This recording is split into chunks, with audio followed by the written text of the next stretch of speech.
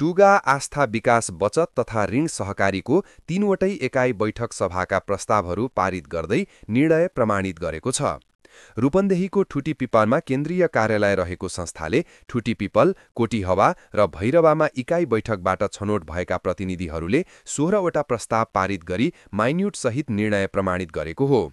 निर्णय प्रमाणित सभासँगै संस्थाको एकीकरण पछिको 7औं वार्षिक साधारण सभा सम्पन्न भएको छ।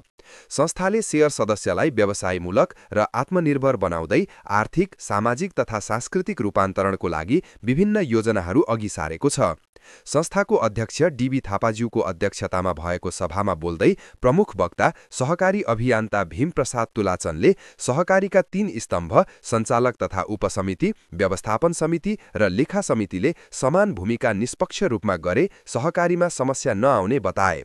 उनले संस्थामा यिनैको तालमेल नमिल्दा र सदस्य एवं संस्थामा दूरी बढ्दा सन्तुलन नमिली सहकारी दुर्घटनामा पर्ने गरेको छ। सहकारीबाट विकास, समृद्धि र आत्मनिर्भर भएका धेरै मुलुकहरू रहेका उदाहरण छन्। हामीसँग थुप्रै लिक्विडिटी गयो, करिब 27-28% हाम्रो लिक्विडिटी अझै पनि छ। र यो लिक्विडिटी तरलता पैसा धेरै र हामी 22-23 करोड हामीसँग भयो।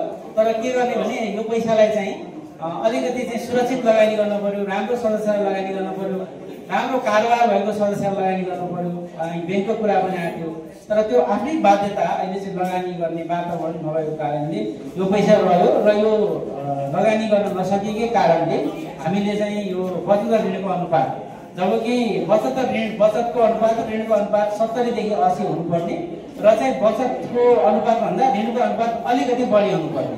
जस्तो 75% चाहिँ निचेको 75% कुल पुँजीमा छ भने हामीले चाहिँ ऋणमा चाहिँ 76, 77, 79 सम्म हामीले पुर्याउनु पर्ने। यो चाहिँ के छ भने करिब 5 करोड चाहिँ हाम्रो 63 करोड र 68 करोडको चाहिँ अनुपात छ।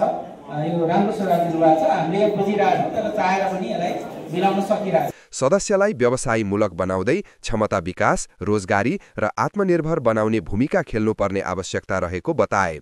कार्यक्रममा सल्लाहकारहरू लक्ष्मण कुमार थापा, जित बहादुर राजकोटी र प्रमुख सल्लाहकार तारा प्रसाद छन्तेल लगायतले बचतको तुलनामा ऋण प्रवाह बढाउनका लागि प्याकेजहरू ल्याउनु पर्ने, सदस्य र कर्मचारीहरू बीचको व्यवहार सुमधुर बनाउने पर्ने, शेयर सदस्यहरूको सुख दुःखमा साथ दिनुपर्ने वातावरणको सृजना व्यवस्थापनबाट गर्नुपर्ने बताए।